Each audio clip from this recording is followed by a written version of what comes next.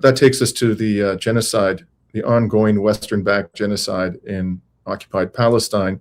On January 14th, so that was yesterday, as all of this was unfolding and the corporate media and Western governments were exhibiting outright obsession with the protests in Iran, UNICEF announced that since the so-called ceasefire came into effect on October 11th of last year in Gaza, the Israeli entity has murdered at least 100 children. Now, that would be appalling in a time of open combat between the resistance and the genocidal entity, but this happened during a so-called ceasefire.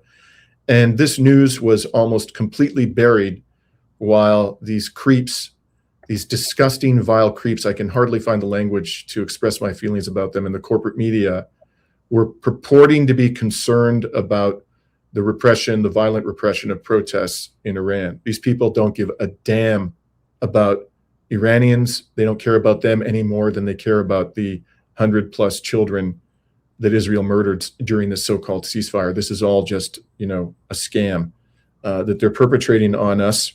Now, today, the authorities in Gaza put out two important posts. That was this morning. First of all, an update on the Israeli aggression during the so-called ceasefire. In the past 24 hours, there were 2 martyrs and 5 injuries in the Gaza Strip. The toll of the Israeli aggression has risen. This is from the beginning of the genocide, and this is the lowball estimate of the relatively conservative health authorities in Gaza. 71,441 dead and 171,329 injuries since October 7, 2023. That's more than 10% of the population. And when you just look at the destruction in Gaza, consider that it was prior to this this rampage, genocidal rampage in Gaza, one of the most densely populated parts of the world. The starvation tactics, the denial of humanitarian aid, the destruction of the healthcare system. The number of dead is likely to be far in excess of 100,000 and could be several 100,000 at this stage. So nonetheless, that is the official toll. Since the ceasefire began, according to the authorities in Gaza, 451 have been killed, and total injuries 1,251. So that's an average of nearly 5 killed per day in the ceasefire period, and more than 13 wounded per day. The rate at which Israel has killed and wounded Palestinians has remained remarkably consistent for several weeks now. It's been at that level, about 5 killed per day, about 13 wounded per day for probably about 2 months. So the Israelis seem to have, raised, or I should say lowered, the practice of murdering Palestinians to a science. They somehow managed to, I think this is all very calculated, and I wouldn't be at all surprised if internally there's a quota about how many people the bosses and high up in the Israeli genocidal regime want them to kill on a daily basis. Now, these figures do not include, of course, Palestinians Israel has killed and wounded in the West Bank, or that settlers have killed and wounded in the West Bank.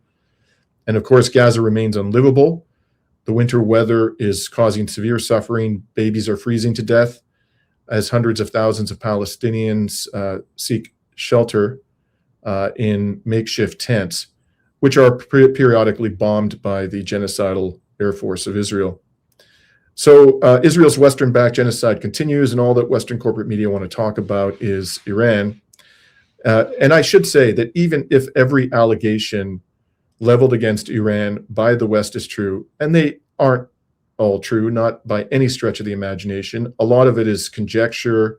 So, for example, the death toll, nobody in the West really knows what the death toll is in these protests, and we can't say how many of those protesters were killed by people, for example, who had been planted by the Mossad or the CIA in these protests to foment violence. And if you think about it, and I'm not saying that all the protesters who have been killed by security forces in Iran fall into this category, but when you think about it, if you're trying to bring about massive instability in Iran to the point where the government is overthrown, due to unrest in the streets, what would you do? You would use, basically, if you had weapons and you were firing upon the security forces, you do so from areas where there are congregations of unarmed protesters, so that you would attract fire from the security forces and ensure that they kill people who are unarmed and innocent. Now, I'm in no position to tell you how often that has happened and how many deaths that it has caused, but I have no hesitation in saying that it is very likely a tactic that these agents of the Mossad are employing. And even Israel and people like Mike Pompeo in the United States have admitted that there are Mossad agents on the ground and that they are armed. So this is no conspiracy theory here. If they're prepared to admit that, then we should have no trouble accepting that at least some of the innocents who have been killed by security forces were killed because they were put in harm's way by Mossad agents who were firing from areas where these unarmed protesters had congregated. Now, returning to the other statement that the media office in Gaza put out today, they gave us a breakdown of the total ceasefire violations, 1,244 over 95 days. And they broke it down as follows: 402 direct shooting crimes against civilians, 66 military incursions into residential areas, 581 shelling attacks targeting unarmed citizens and homes, 195 crimes of demolishing and blowing up civilian buildings, 50 cases of illegal kidnapping and detention. In the humanitarian sector, Israel continues its policy of engineered starvation and dehydration. Only 24,611 trucks entered Gaza out of the 57,000 agreed upon, representing only 43% of the required aid. For what it's worth, that is an uptick from the first few weeks. For several weeks of this so-called ceasefire, the Israelis had allowed in less than 30% of the amount of aid that they agreed to let in, but they're still well under 50%. And again, all of this is being ignored for the most part by the corporate media. And furthermore, the occupation has allowed only 12% of the agreed fuel to enter, with only 601 trucks arriving out of the 4,750 stipulated in the protocol. That fuel is, of course, vitally important in winter conditions. Without it, how are they going to keep displaced persons, or even persons who are living in damaged infrastructure, their homes, what remains of them, how are they going to keep them warm without fuel? The electricity generation system has been utterly destroyed. The shelter crisis has reached catastrophic levels. They continue as Israel continues to block the entry of mobile homes, caravans, and tents. This has left over 1.5 million displaced people exposed to harsh winter conditions, leading to the collapse of, well, I can't see it anymore because Rami's covered it up with a comment. Thank you. Leading to the collapse of 50 damaged buildings and deaths due to extreme cold inside unusable tents. So that is the update on the genocide. Again, this is just Gaza. It doesn't, in the interest of time, we're not going to cover all the horrors that Israel continues to commit in the West Bank as well. And by the way, even within the 1948 boundaries of Israel, there is severe repression of Palestinians taking place, although they are not being subjected anywhere near to the level of violence that people in Gaza and the West Bank are being subjected. Now, with all of this going on, the Trumpian con man, Steve Witkoff, who is, again, I stress, a war criminal who should be rotting in a jail cell at The Hague, not just for facilitating this genocide, but also for, participating in that deception operation involving the Iranians. He was the guy who was supposedly negotiating on behalf of Trump with these people while they were preparing to attack Iran. So he's a con man. He's a war criminal. Nothing he says should be taken seriously. But for what it's worth, he put out a statement yesterday on X that they have launched phase 2 of the president's 20-point plan to end the Gaza conflict, moving from ceasefire to demilitarization. Notice he puts that first. Technocratic governance and reconstruction. Phase 2, he says, establishes a transitional technocratic Palestinian administration in Gaza called the National Committee for the Administration of Gaza, and begins the full demilitarization and reconstruction of Gaza, primarily the disarmament of all unauthorized personnel. Again, stressing demilitarization. The U.S. expects Hamas to comply fully with its obligations, including the immediate return of the final deceased hostage. Failure to do so will bring serious consequences, as though the Palestinians are not currently experiencing serious consequences. And then he says, importantly, phase one delivered historic humanitarian aid. Historic. You saw the figure is 43% of what they agreed to give. Maintained the ceasefire, even though Israel has killed on average 5 people a day and wounded on average 13 a day. Returned all living hostages and the remains of 27 of the 28 deceased hostages. That actually is the one true statement in this ridiculous screed. And he says, we're deeply grateful to Egypt, Turkey, and Qatar for their indispensable mediation efforts that made all progress to date possible. And of course, they have failed miserably to ensure that Israel has complied with its obligations. I just want to point out here, when he talks about demilitarization and Hamas complying fully with its obligations, these bald-faced liars in the White House continue to insist that Hamas agreed to disarm. It entered into no such agreement. You can go check the 20-point peace plan yourself. Okay, the one that was actually signed by Hamas. There is nothing in there about Hamas agreeing to be disarmed. And every single time they have been given an opportunity to talk about this issue, they have said, we will not disarm. They have been absolutely consistent in that regard. And as we've said before, it is an obscenity. It's an obscenity to demand that the victims of a genocide be disarmed when the perpetrator of the ongoing genocide remains armed to the teeth. Anybody who takes that position is a disgusting racist, and we can't condemn you strongly and loudly enough. So don't be fooled by this claim that Hamas agreed to disarm. And all of this is a setup, folks, because we know that they aren't going to agree to disarm. And this will be used as a justification at some point to resume the full-blown extermination of the Palestinian people in Gaza, which ultimately I believe will fail, but that's, I think, where all of this is ultimately heading. And before we conclude on this subject, Rami, maybe you can say a few words about this technocratic Palestinian administration in Gaza. I think this is an important development. Who are these people? Yeah, but just before we go there, I mean, maintain the ceasefire. Essentially what we're reading here is that this is the new normal in Gaza. Continuous bombings, no right for the Palestinians to defend themselves against these bombings. I kind of feel really insulted by reading that. But so there was oh God, I lost my notes. There's a committee that was formed related to the new Board of Peace.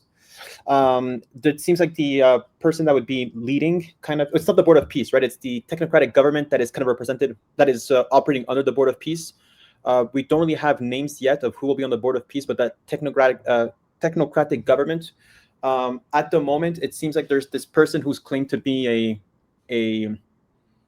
a kind of like a partisan-less Palestinian who was born and raised in Gaza, but that grew up in that operated out of West Bank. His name is Shat. It's Shat family there's some of them in Montreal that are from Gaza, and they are like the person who will be kind of heading that technocratic government.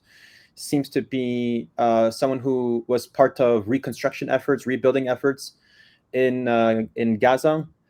And then it doesn't seem like many of the people necessarily are historically part of the Hamas political party. Most of them are affiliated with the PA in some way or another, or are deans of universities, such as the representative for education. I had some notes on this that I can't really seem to find right now. But Dimitri, while I look for them, maybe you want to comment on the board. Sure. I just want to share with people what Hamas has said about this. Rami, I'm trying to put the image 12 up on the screen, but for some reason I can't do that. Here we go. So this is from the Hamas leader, Bassem Naim, who, by the way, I believe is a medical doctor.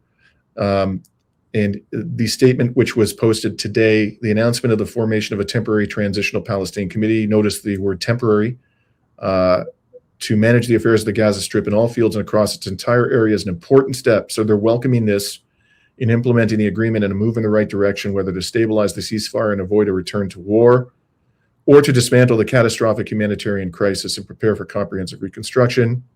Most importantly, the formation of the committee should be a starting point for a Palestinian political path that begins with achieving Palestinian unity, ending the division, and transforming the temporary committee into a national unity government, and confirms that the unity of the Palestinian political geography and confronts the policies of the fascist right wing and the Zionist entity. As you can see here, there's nothing in here about Hamas disarming. They certainly aren't going to agree to that. I'd be astonished if they agree to that, given Israel's history of brutalizing unarmed civilians. I think that their best protection at this stage is to retain some capacity to defend themselves if the genocidal military decides to remain in the Gaza Strip and deprive the Palestinians there of even more land. So, Rami, have you found your notes? Any chance? Yes, I did. But also, just to maybe mention, is that the National Committee for the Administration of Gaza is still operating within the Board of Peace, and on that Board of Peace, there'll be like these people appointed by Trump. There were some speculations of Keir Starmer, Tony Blair, and all of these essentially people that are complicit in the genocide, as well as other representatives from Turkey, Qatar, Jordan, UAE. And it seemed, I don't know how much legitimacy or actual agency this National Committee for the Administration of Gaza will actually have. But yes, as I was mentioning before, right, so the names on this committee, there's Ali Shaf, the chair, who's a former senior official in the Palestinian Authority, who had played a big role in kind of managing budgets and reconstruction. You also have Abdul Karim Ashur, who's the head of an agricultural relief or aid organization in Gaza. So it's a lot of people from the nonprofit sector or academic sectors in Gaza that will be kind of spearheading these portfolios. Other than Shah, who is someone who was born in Gaza but operates out of the West Bank. I don't know.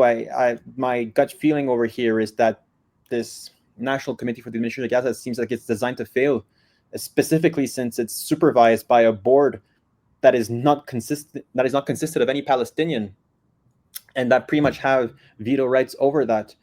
I don't want to like build any form of similarities with other forms of governments around the world, but we're kind of seeing Trump's attitude towards kind of removing autonomy and sovereignty from countries through kind of these contingent-based governance, right? So like in Venezuela right now, Trump is basically saying that the Americans decide for everything that's going on there.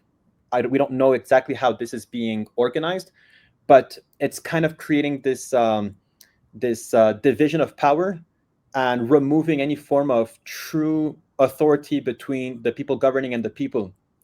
So it's a recurring pattern, especially with, I mean, we might see this as well in Iran, hopefully not, but that's kind of the pulse that I'm getting, at least while reading this board of Right. the National Committee for the Administration of Gaza.